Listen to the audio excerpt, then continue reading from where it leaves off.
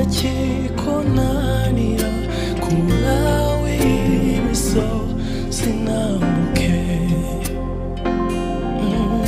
nziko mu gihe cyagenwe ntakigukoma mu nkokora kurawe imisozi nambuke